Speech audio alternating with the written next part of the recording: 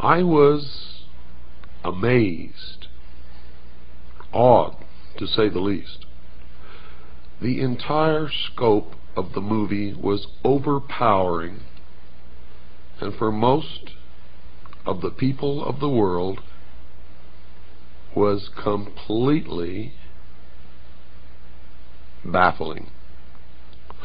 Most people who saw that movie did not understand from beginning to end what it was that they had experienced, but they knew, everyone who saw it, knew that they had experienced something profound. That something had been communicated to the dark, deep recesses of their mind, which they did not understand, and indeed, which they were incapable of understanding. For you see, the movie was not meant for the profane, as most of us are called, by the adepts or the initiates or the priests of the mystery schools. For that movie was a message to those initiates who were well versed in the symbology and the mystery religion of an ancient religion that is practiced to this day in secret. Now I'm going to tell you the meaning of the symbology that you saw in the movie 2001, and then each and every listener should go to their local video rental store and watch the movie again from beginning to end. For it is the story of the entire human race according to the history of the mystery religion of ancient Babylon. Now I can assure you that you will not understand any of what you are going to hear without ample preparation and without a basic understanding in the symbology of the ancient religion. And you're going to get that, and this is going to be a series of programs that will in fact take probably many hours to complete. But let me just go over the symbology of the movie 2001 quickly with you, and then we will go back to the very beginning, to the first primitive human, probably sitting on his haunches, munching upon some vegetable, watching the sunrise in the east. In the beginning of the movie 2001, most people who sat in the theater were struck by the imagery which was presented to them, as they saw first a dark and gray and ugly world. And as that world began to move down from the center of the screen, they saw behind it a moon. And as the moon began to come down with the world that was sinking to the lower part of the screen, behind it you saw the emergence of the sun. What you were witnessing was an eclipse of the sun, partial eclipse, and as the light from the sun spilled across the edge of the moon, it took the shape of the boat of Isis. And the sun, of course, for anyone who has studied the Osirian cycle, became Osiris. And the symbology was Osiris riding across the heavens upon the boat of Isis. Now this will all have much deeper meaning to you as we progress toward your education in the ancient mystery schools, which are today known by many different names, and we will get to some of those names as we go along.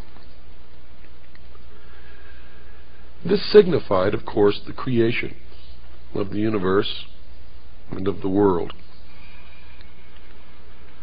And what we saw next was a barren plain, nothing growing, barren rocks, barren desert. And then we saw the sun begin to rise in the east over the horizon, signifying the birth of the world. As the sun traveled across the heavens, you saw the wind begin to move across the face of the earth, signifying that something was happening.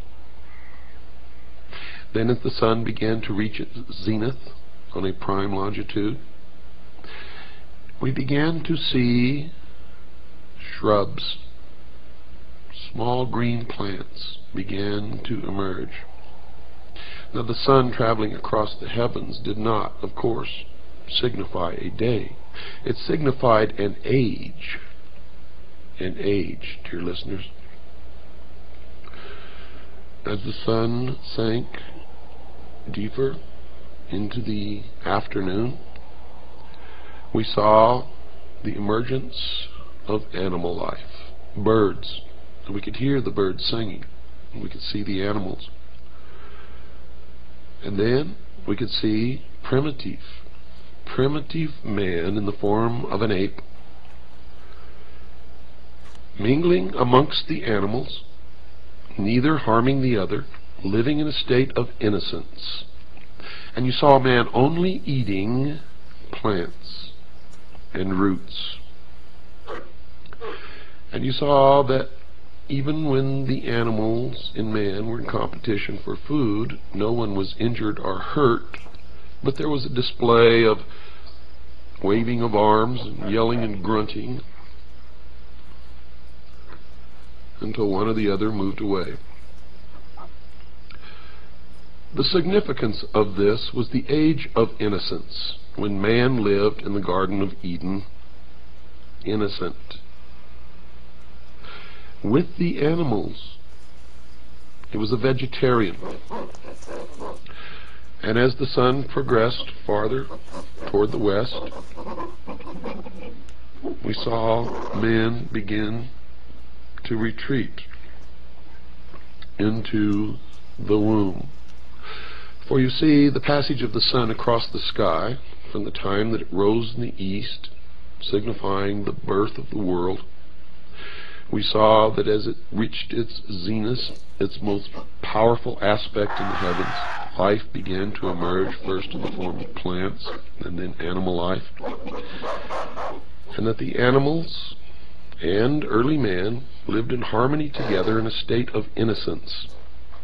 This was the symbology of the movie. During this process, you saw a rock formation in the shape of the male organ, the penis. This was the symbol of the mystery schools of the generative force of creation. When you watch the movie again, pay attention to the symbology of the movie.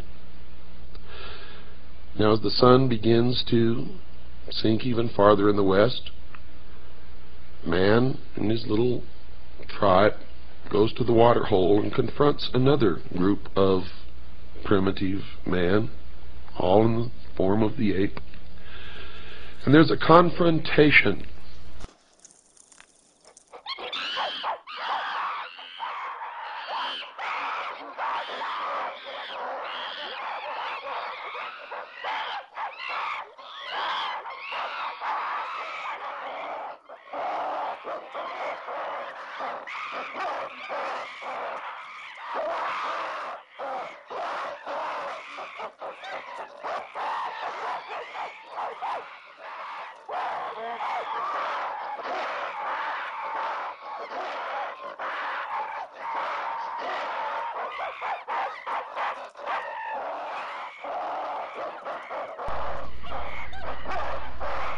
But you notice that no one was injured or killed.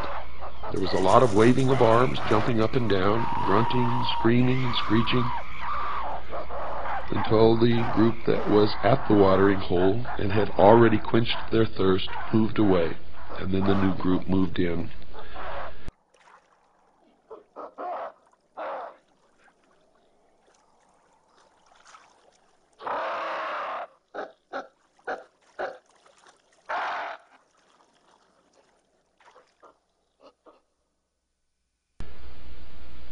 And then they scurried into the womb, signified by the cave. And there was more symbology there, as they all sat in the darkness with their eyes open in fear. And one of the female apes held a child to her breast. And you were seeing man in the transformation from ape to human. Primitive man evolving to the point where he could think. And then what happened in the movie? Toward the dawn, you heard the humming of bees. Millions of bees. And the beehive and bees are a prominent symbol in the mystery schools. It signifies societal cohesion.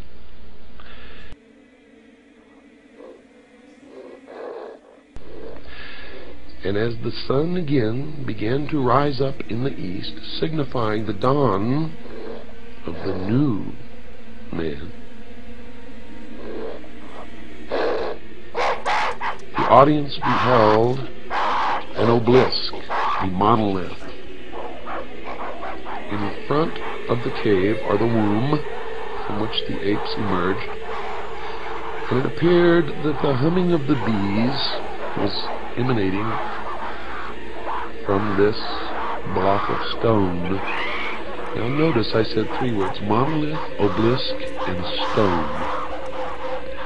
All of these are significant symbols in the ancient mystery religions. And you saw that this was not God, because creation had already taken place.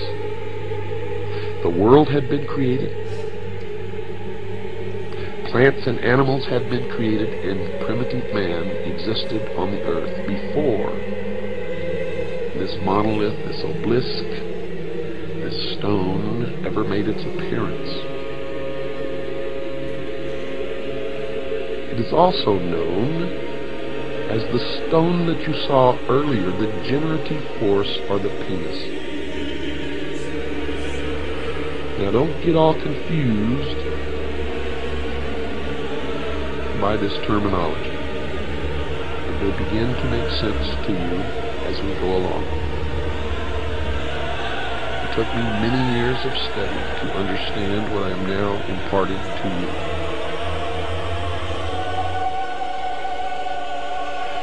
You watched as the apes milled about in great excitement, and one, encouraged by another, signifying Adam and Eve. The one encouraging was the symbol of Eve. The one being encouraged was Adam. Until he actually reached out and touched the face of the stone, and he was imparted intellect. You could tell that something significant had happened because the tone and the general volume of the music changed at that point. And then the other apes began to touch and rub the statue.